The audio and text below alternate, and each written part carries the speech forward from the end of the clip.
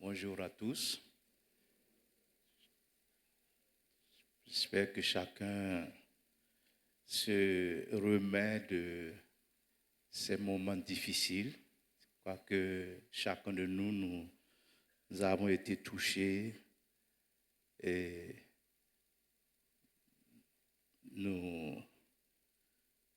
je ne sais pas qu'est-ce qu'il faut dire ce matin, mais je sais que c'est l'une des périodes les plus difficiles que nous traversons.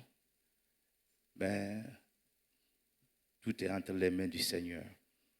Et ce matin, je voudrais juste reprendre un message que j'ai prêché dimanche passé, ne sachant pas ce qui nous attendait.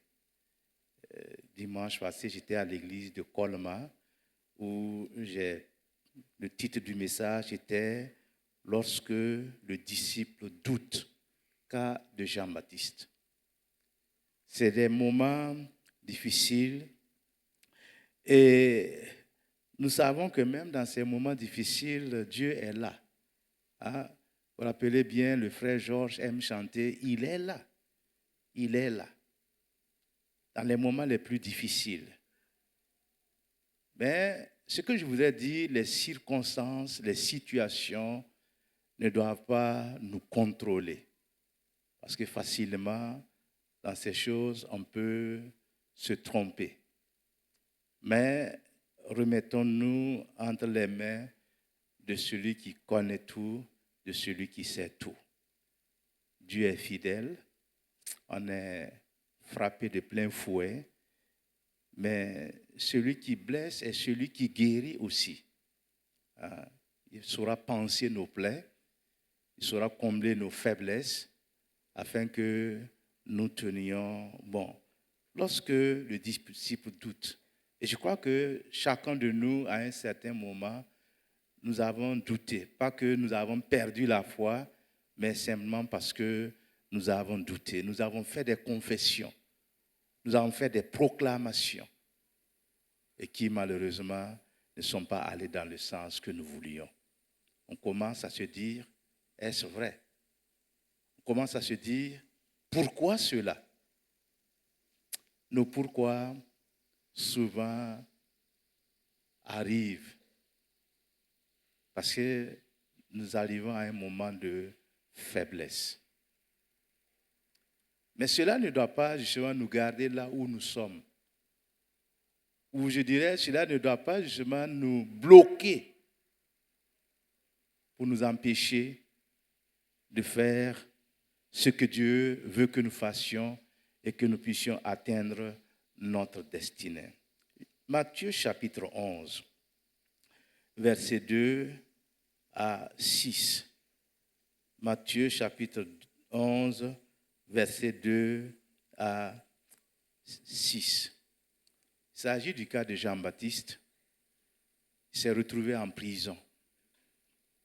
Et il pose une question que nous aurions peut-être dû dire, il n'aurait pas dû poser la question, mais vous savez, quand on est coincé, hein, toutes les questions défilent dans notre tête. Matthieu chapitre 11, versets 2 à 6, Jean, ayant entendu parler dans sa prison des œuvres du Christ, lui fit dire par ses disciples, « Es-tu celui qui doit venir ou devons-nous en attendre un autre ?» Jésus leur répondit, « Allez rapporter à Jean ce que vous entendez et ce que vous voyez. Les aveugles voient, les boiteux marchent, les lépreux sont purifiés, les sourds entendent, les morts ressuscitent et la bonne nouvelle est annoncée aux pauvres. Heureux celui pour qui je ne serai pas une occasion de chute. Amen. » Nous pouvons nous poser beaucoup de questions. Pourquoi le doute s'installe? Et particulièrement dans l'esprit de quelqu'un qui était le premier à proclamer haut et fort devant le monde entier, « Voici le Fils de Dieu, celui qui ôte le péché du monde. » Et à cause d'une circonstance, à cause d'une situation, il pose une question. Il se pose la question, est-ce que nous devons attendre quelqu'un d'autre ou bien c'est toi qui dois venir? Dans la tête de Jean-Baptiste, au début de son ministère, ce n'était pas une question qu'il devait poser. Il a eu la révélation. Il a dit devant tout le monde. Et encore, Jean-Baptiste a eu le privilège de baptiser le Fils de Dieu. Et c'est lui aussi qui a vu la colombe descendre sur lui pour confirmer non seulement sa divinité, mais aussi le fait qu'il était un homme venu pour sauver les hommes. C'est vrai, les questions peuvent se poser. Et ce n'est pas souvent que ces questions trouvent une réponse que nous attendons. Je ne sais pas si cela vous est déjà arrivé. On pose des questions et Dieu répond autrement. Jean-Baptiste a posé la question, es-tu celui qui doit venir? Et qu'est-ce que Jésus a dit? Il a simplement dit d'aller lui dire, hein, les aveugles voient, les boiteux marchent, les lépreux sont purifiés, les sourds entendent, les morts ressuscitent et la bonne nouvelle est annoncée aux pauvres. Jésus ne lui a jamais dit oui, je le suis ou je ne le suis pas. Il a simplement donné des réponses qui devaient amener Jean-Baptiste à réfléchir et à découvrir la réponse par lui-même. Mais c'était un moment, je dirais, de doute pour Jean-Baptiste.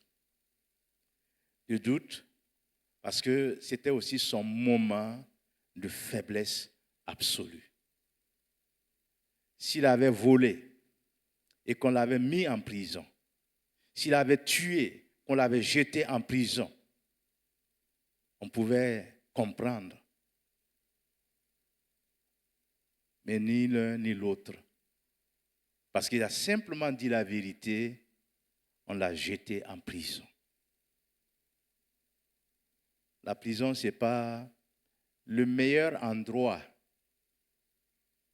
Personne ne veut être jeté en prison.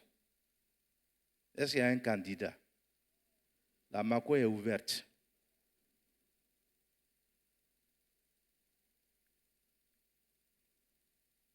Mais tant qu'on n'est pas mort, la prison demeure une possibilité. Tant qu'on n'est pas mort. Parce qu'il suffit seulement que quelqu'un t'accuse, on te jette en prison, le temps de te juger, le temps de savoir que tu as raison, tu as déjà goûté à la vie carcérale. Et vous savez, c'est les meilleurs endroits pour apprendre. Quelquefois, quand on est dehors, on juge. Ce sont tous des faux types qui sont là-bas. Ce sont des mauvais qui sont là-bas. Mais ce n'est pas toujours le cas. Ma première sortie en Côte d'Ivoire, en 1979, je suis passé par Korogo et je devais prêcher aux prisonniers. Quand je suis allé, j'ai entendu des histoires qui m'ont complètement bouleversé. Il y en a qui sont restés là-bas 1 an, pas de jugement. Ils sont là, on les a pris, on les a mis en prison. Mais c'est pendant ces moments que ces gens ont trouvé Dieu. Et il fallait qu'ils soient en prison pour qu'ils rencontrent Dieu. Et je sais qu'il y a beaucoup de gens qui passent par la prison et qui ont des expériences extraordinaires avec le Seigneur. D'ailleurs, un des frères de l'église à qui j'avais rendu visite en prison me disait, pasteur, c'est en prison que j'ai vraiment découvert Dieu. Et quand il était libre, quand il jouissait de sa liberté. Qui avait le temps? Mais en prison, on a tout le temps. Et Jean-Baptiste s'est retrouvé en prison et il pose des questions. Mais ce qui est intéressant, c'est que Jean-Baptiste n'a jamais renié sa foi. Au contraire, il est resté fidèle. Et c'est même dans la prison qu'on l'a sorti pour le décapiter.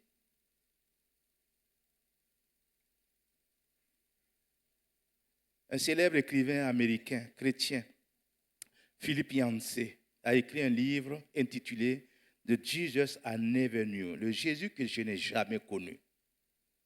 C'est devenu un best-seller aux États-Unis. Et il déclare dans ce livre qu'il ne reconnaît pas Jésus. Parce que il dit qu'il est tout puissant. Et face à certaines situations, c'est comme s'il est impuissant. Il dit qu'il guérit.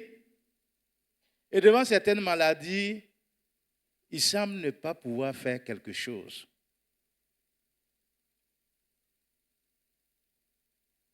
Et quelquefois,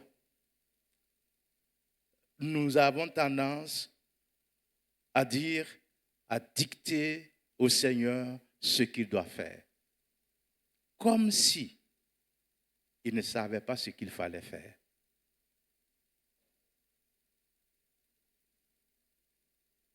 Quand Philippe Yancey posait ces questions, eh bien, il se trouvait face à des dilemmes. Il se pose la question, ce n'est pas le Jésus que j'ai lu dans la parole de Dieu, celui qui est tout-puissant, qui guérit, qui ressuscite les morts, qui fait des miracles. Et dans mon cas, dans ma situation, il semble ne rien faire. Son silence ne veut pas dire son inaction, au contraire. Vous savez, l'apôtre Paul, nous le connaissons, c'était un champion de la foi, c'est quelqu'un qui a vraiment impacté l'Église et qui est devenu le champion numéro 1 dans le Nouveau Testament. Même s'il dit qu'il est le moindre des apôtres. Quand l'apôtre Paul a rencontré le Seigneur, Dieu l'a utilisé puissamment. Et l'apôtre Paul avait une maladie. Lui qui priait pour les malades étaient guéris. Mais quant à sa maladie, il est mort avec la maladie.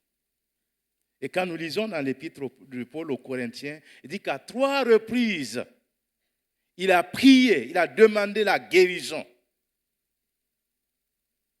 Le Seigneur ne lui a pas dit, je te guéris ou je ne te guéris pas. Il lui a simplement dit, ma grâce te suffit. Et ça, c'est très important dans la vie du croyant parce que très souvent, eh bien, nous posons des questions. Non seulement nous les posons, mais quelquefois même, nous allons jusqu'à accuser Dieu. Au lieu de s'en remettre à Dieu, on l'accuse. On le traite de toutes sortes de choses. Il aurait suffi à l'apôtre Paul d'implorer, de crier au nom de Jésus, la guérison serait là. Mais Dieu lui a simplement dit, ma grâce te suffit.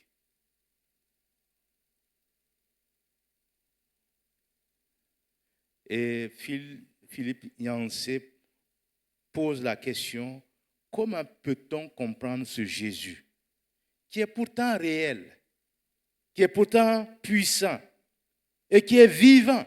Comment peut-on le comprendre? Que dans ma misère, eh bien, il reste à sa place. Que dans mes problèmes,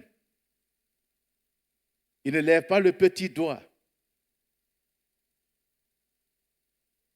Quelquefois, nous faisons des confessions qui, je dirais, à la limite, sont folles.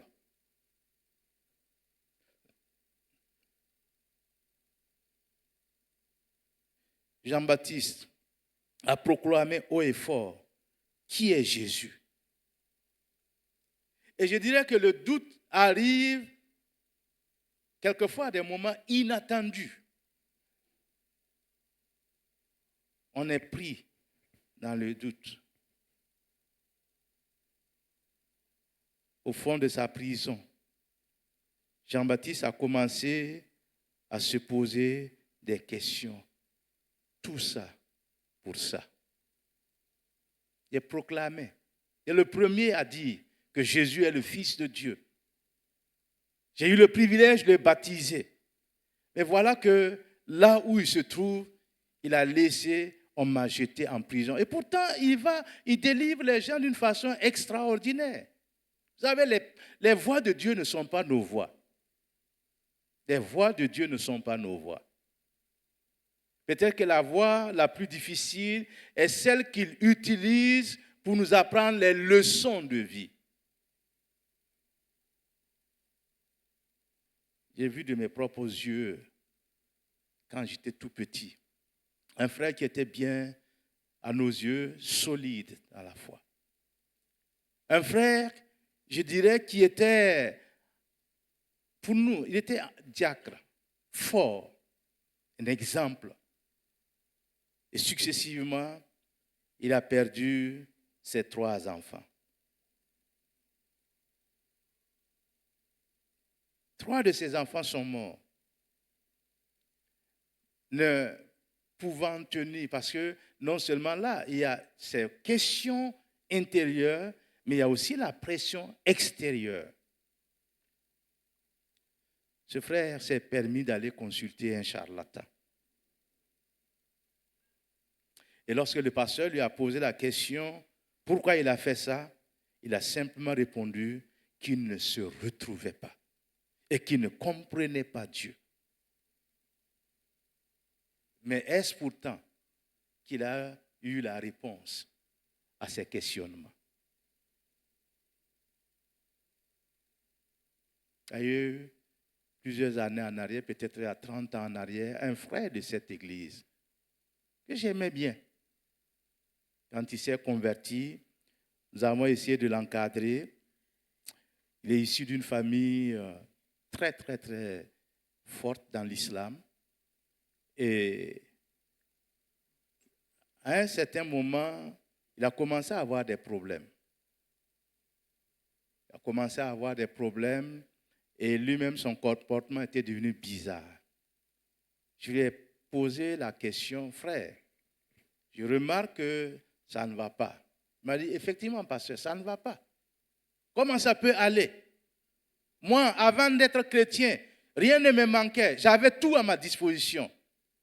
Mais maintenant que je me suis converti, tout s'est littéralement asséché.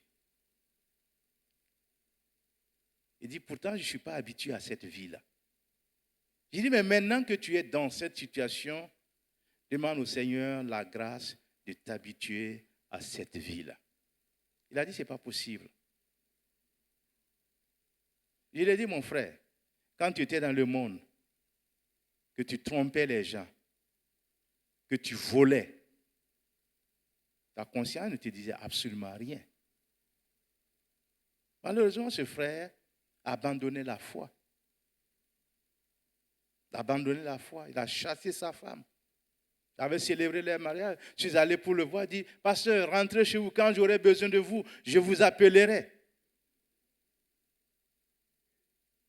Mais quand ces choses arrivent, il faut que nous ayons la force de pouvoir tenir bon.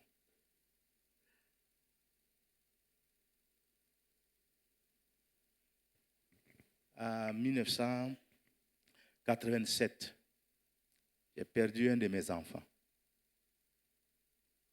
à l'âge de 7 mois environ. Et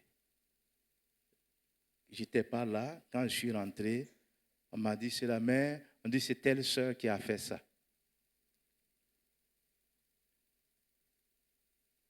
Et que ce n'était pas ton seul enfant.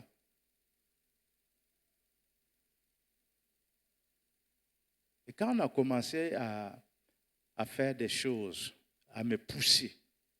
J'ai dit à ces gens-là, aux parents, aux amis qui ont eu vent de l'histoire, je leur dis, si Dieu qui est là-haut dans le ciel ne pouvait pas l'arrêter, c'est son problème. Effectivement, j'ai remarqué, ma relation avec cette sœur n'était plus la même. Pas du tout. Elle a complètement changé. Est-ce que je vais accuser quelqu'un? Est-ce que Dieu ne pouvait pas l'arrêter? Mais Dieu a permis que je sois affligé pour apprendre de lui. D'ailleurs, à son décès, je n'étais pas là, j'ai posé la question à Dieu, pourquoi tu as permis cela? Je ne suis pas à la maison. Au moins que je sois là pour... Et Dieu m'a seulement posé la question, même si tu étais à la maison, qu'est-ce que tu pouvais faire? Qu'est-ce que je pouvais faire? Ne nous laissons pas embarquer dans des réflexions qui vont nous éloigner de Dieu. Gardons nos pensées dans le Seigneur. Faisons confiance à Dieu, qui nous aime toujours malgré les problèmes et qui ne nous laisse pas tomber. Il faut se tourner vers le rocher des siècles. Lui, il ne se trompe pas. Nous avons souvent tendance à dire à Dieu qu'il s'est trompé dans ses œuvres et qu'il n'a pas pris le bon chemin.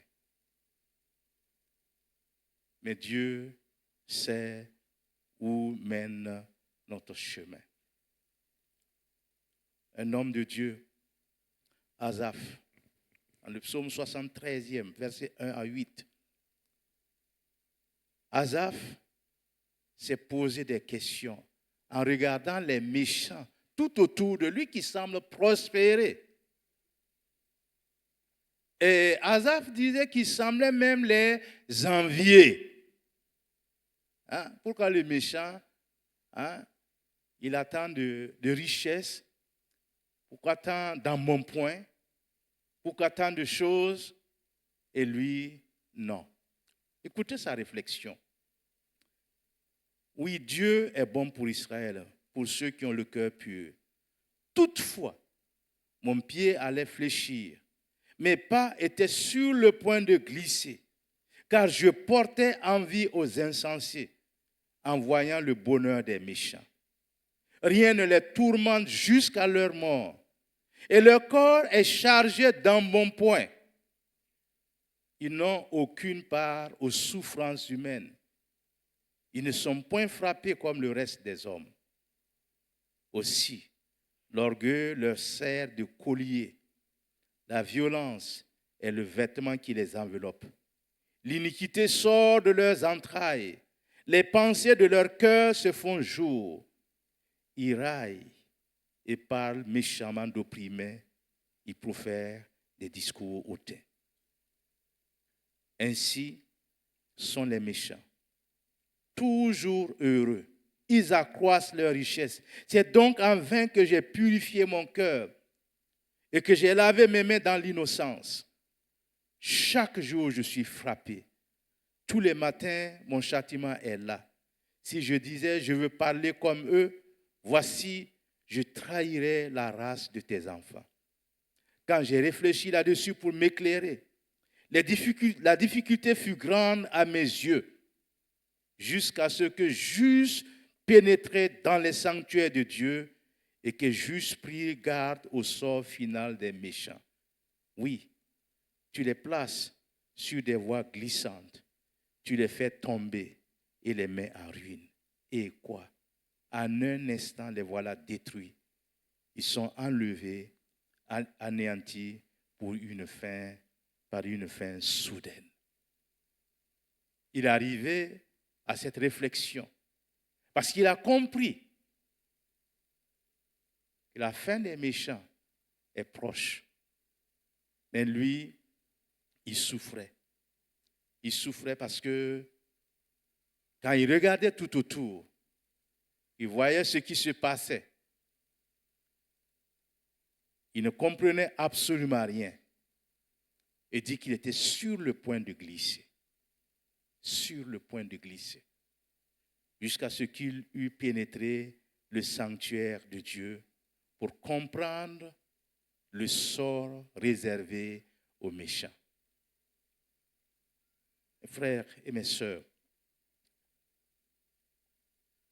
Dieu est toujours aux côtés de ses enfants, quelles que soient les circonstances.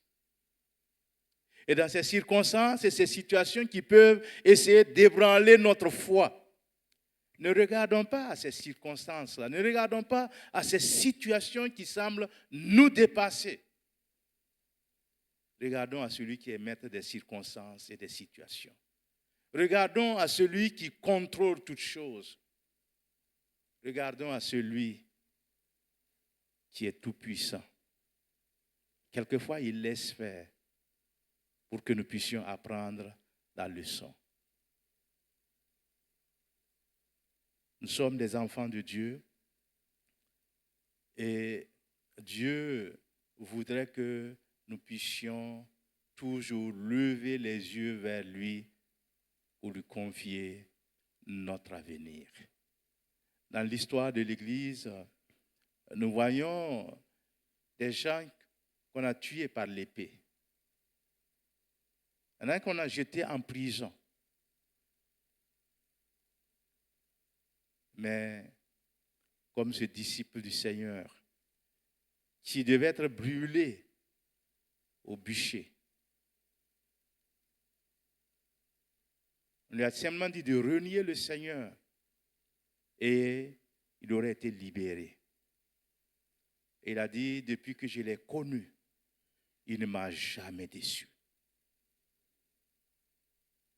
Et devant la mort, une mort certaine,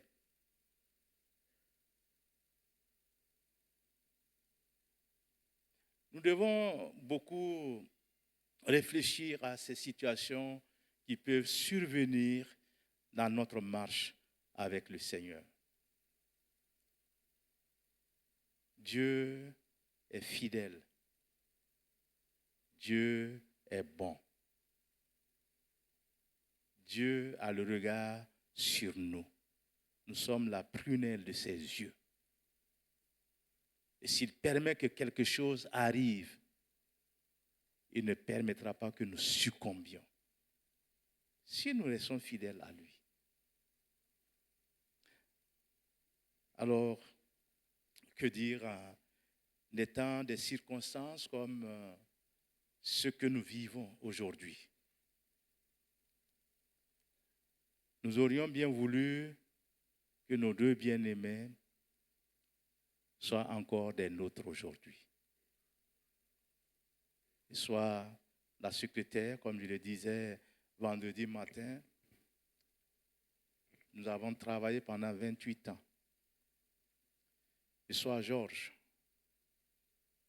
Georges, c'est une connaissance de presque 50 ans quand je suis allé à l'école biblique. Mais nous ne sommes pas Dieu, nous ne serons jamais Dieu. Et dans des situations comme ça, ce que nous devons faire, et ce qui est recommandé, c'est de dire, Seigneur, donne-moi la force de supporter. Donne-moi la force de te rester fidèle en dépit de tout. Donne-moi la force de toujours croire en toi, même si les vents sont contraires. Donne-moi la force de demeurer attaché à toi, que rien ne vienne me séparer de ton amour. Nous sommes tous, je dirais, touchés en ce moment, mais c'est aussi, je dirais, un moment pour nous de réfléchir que seulement à tout moment nous devons être prêts. Nous devons nous préparer pour ce jour. Si c'est aujourd'hui, à Dieu soit la gloire. Si c'est demain, s'il nous donne encore de vivre quelque temps, à Dieu soit la gloire. Mais nous devons être prêts pour ce jour parce qu'il ne va pas manquer. Nos deux bien-aimés nous ont dévancés. Et pour ceux qui se rappellent, notre premier dimanche de 2025, Je disais, nous devons rendre grâce à Dieu parce que l'année précédente, nous avions un décès qui nous a aussi touchés, vous, sœur Sangaré. Et aujourd'hui, c'est le professeur Georges. Que le nom du Seigneur soit glorifié pour toutes ces œuvres, même si elles ne nous plaisent pas. Même si ces œuvres-là sont contraires à ce que nous attendions, le moment du Seigneur est arrivé. Alors je voudrais que nous puissions nous encourager mutuellement. Face à des situations comme celle-ci, nous devons demeurer fidèles à notre Dieu. Dieu est bon. Dieu est bon. Nous ne le répéterons jamais assez. Dieu est bon. Et tout ce qu'il fait est bon. Alors encourageons-nous et sachons que Dieu ne se trompe jamais dans ses œuvres et ne permettons pas au doute de s'installer dans nos cœurs parce que nous traversons des moments difficiles. Ne permettons pas au doute de s'installer. Alors courage à chacun de nous. Courage à chacun de nous. Tenons bon parce que Dieu sait ce qu'il fait.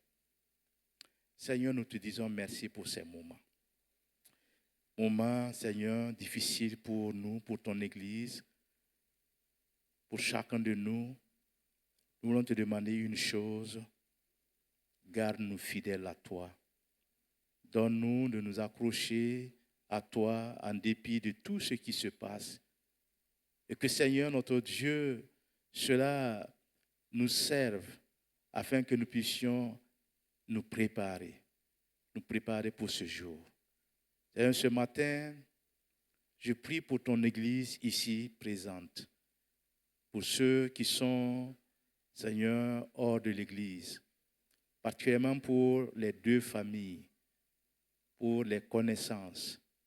Seigneur, je voudrais prier que tu nous donnes la force de tenir bon, que tu nous donnes la force de supporter ce que le corps humain ne peut supporter, que tu nous donnes de tenir ferme en dépit de tout ce qui peut nous arriver. Tu es maître du ciel, tu es maître de la terre, tu es maître de nos vies et ce que nous sommes, Seigneur, c'est toi qui l'as voulu ainsi. Cette épreuve a été, Seigneur, voulue par toi et nous ne pouvons que te dire merci. Merci parce que les épreuves du temps présent ne sauraient être un obstacle à notre avancée vers le ciel. Seigneur, merci parce que tu es bon et parce que tu es fidèle. Nous allons, Seigneur notre Dieu, quitter cette salle. Je prie que ta présence nous accompagne, que tu sois avec chacun de nous et qu'en pensant, Seigneur notre Dieu, à ce qui est arrivé, que nous puissions avoir la même attitude que Job qui a dit « L'Éternel a donné, l'Éternel a repris, que son nom soit béni ». Donne-nous d'avoir cette attitude-là, Seigneur, afin que nos pensées ne pêchent pas contre toi, mais Seigneur, que nos pensées soient alignées à celles de l'Esprit de Dieu. Père, fortifie tes enfants, sois avec chacun de nous et donne-nous, Seigneur, de garder la foi et de te rester fidèle. Bénis, Seigneur, cette journée et donne-nous, Seigneur, de pouvoir te voir à l'œuvre, agir dans nos vies, nous transformer selon ta volonté. À toi seul soit toute la gloire et la louange. Merci, Père, pour l'exaucement à nos prières au nom de Jésus-Christ. Amen. Amen. Allez en paix, que Dieu vous bénisse.